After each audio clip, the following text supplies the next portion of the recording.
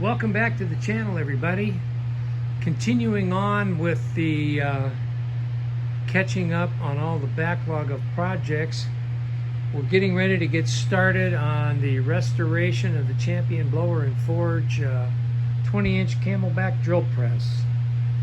And the object of this is going to be to strip this thing down to parade rest, clean it, assess wear on Babbitt bearings and that kind of thing.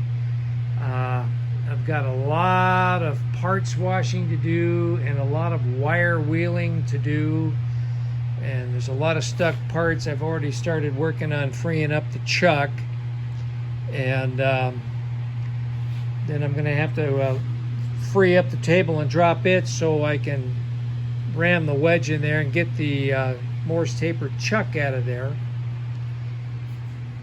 A lot of things are stuck on it, some things are loose, but we're just going to start taking this thing apart and cleaning it up.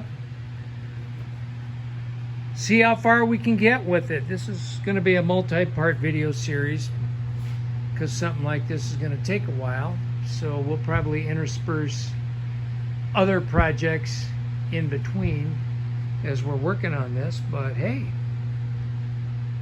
fasten your seatbelts. Let's get started.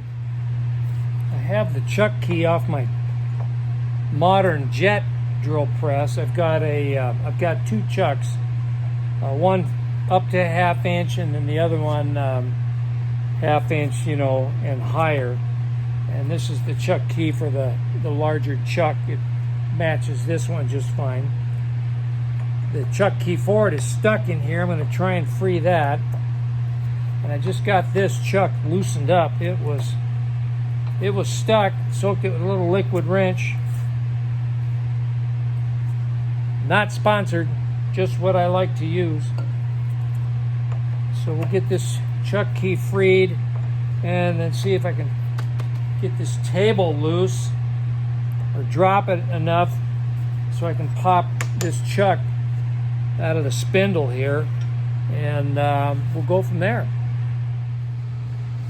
Well, in order for me to drop this table, I've got to clean up all around this column, lubricate the heck out of it, and then operate this crank right here and see if I can crank this thing down a couple inches. Then I can free the chuck from the spindle and lift this table off. Yeah. Be lots of wire brushing and oiling.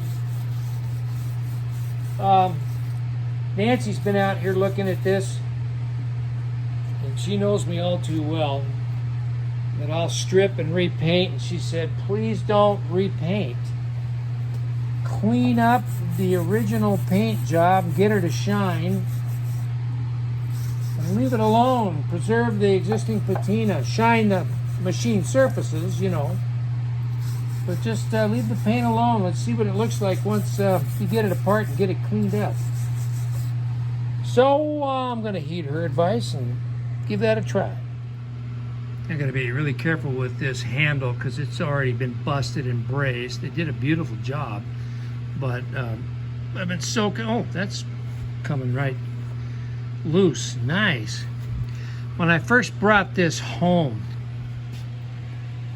about 2 or 3 years ago, I soaked some areas on this, so that's obviously paying off. So now what I'm going to try and do is operate this crank handle, and I've been soaking the column and see if I can drop this table down with the crank handle enough to get the chuck out, and yeah. Here we go. Really careful here. Oh, yeah. All right.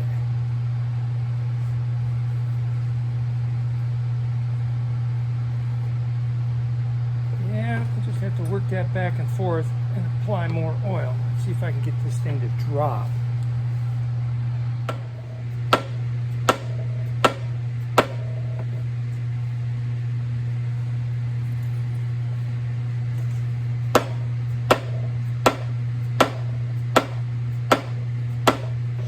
and steady wins the race. If you happen to see the whole drill press move in the last little video clip, you weren't hallucinating. I got this thing on rollers so I can wheel it around the shop if I have to. I used a pry bar, and I had wood blocks under it, but I needed to get it a few feet away from the wall there so I could get around it and work on it. I was originally going to move it over there, and I thought, nah, it's going to get in the way of other things. I can work on it right here just fine. So yeah, you're not hallucinating. It was actually moving. Oh yeah.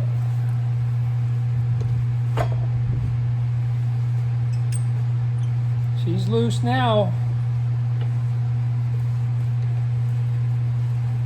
I soaked the heck out of that column with oil, and she's freed up. The screw is freed up, and well, I'm gonna have a mess to clean up. I've got a lot of oil all over this thing, and the table is a little herky-jerky, but hey, it's loosened up.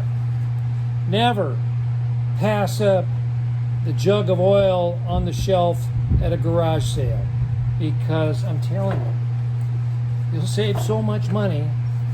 You get it for, as Nelson from IP Farms would say, pennies on the dollar.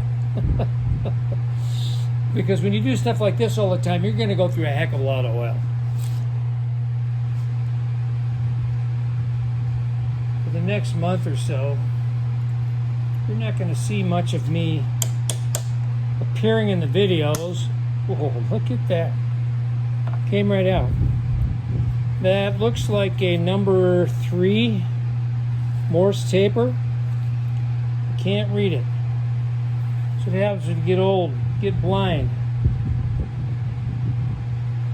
Yeah, that's a number 3 Morse taper. And it's not pitted. It's in good shape. Nice. Anyway, I was saying, you're not going to see me, myself, much in the videos. I'm going to be undergoing live in the desert. You know, you get these precancerous little spots all over your skin. I forget what they call it. It's a common thing. But I have to go through a treatment for that, and it's going to look like I've been blasted with 700 degree steam. Not a pretty sight. So you're not going to see my face in the videos. You'll see and hear my voice, you know, and see what I'm working on, but you ain't going to see me. All right, enough on that. I got that table loose, and it's lifting out with the jack. Awesome. See if I can do this without breaking my back. If it's too heavy, I'll get the cherry picker out, lift it off that way.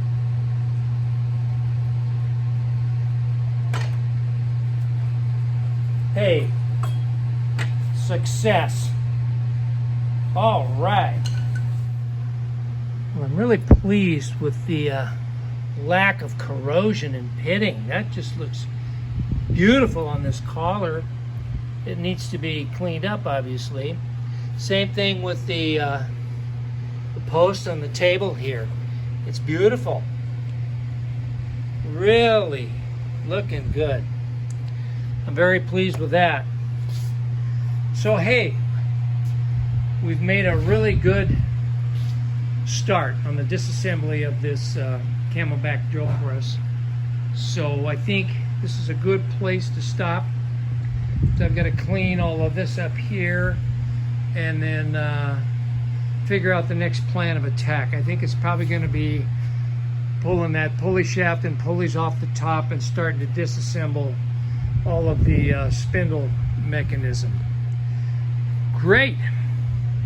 All right, well, stay tuned for part 2. Thanks for watching, everybody.